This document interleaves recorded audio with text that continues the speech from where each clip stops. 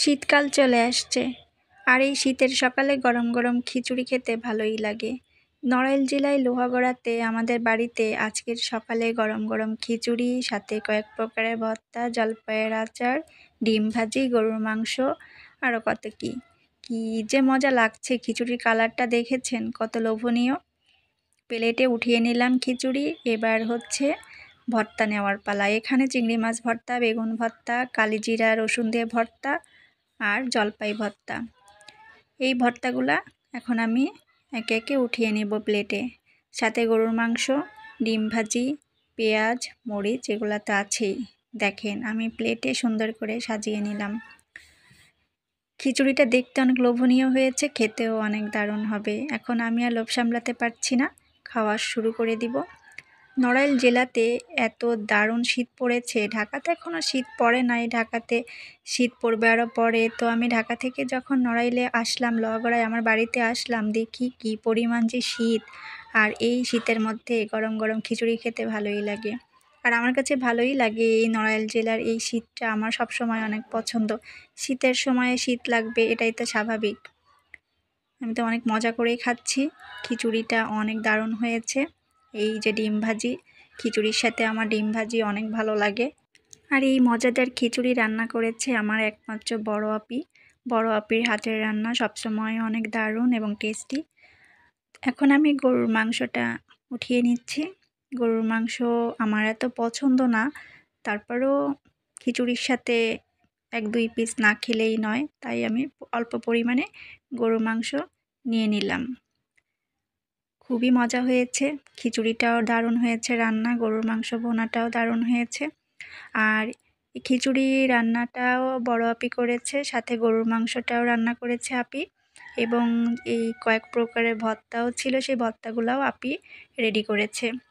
সব কিছু মিলিয়ে বড় আপির আজকের খিচুড়ি, গরুর মাংস, ভর্তা সবগুলো রান্নাই দারুণ হয়েছে।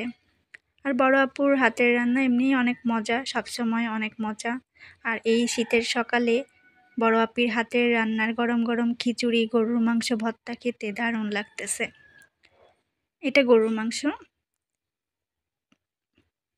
মাংসটাও রান্না অনেক দারুণ হয়েছে। আপনারাও এভাবে পরিবারকে নিয়ে বাসায় খিচুড়ি রান্না করে মজা করে খাবেন, দেখবেন অনেক আনন্দ পাবেন।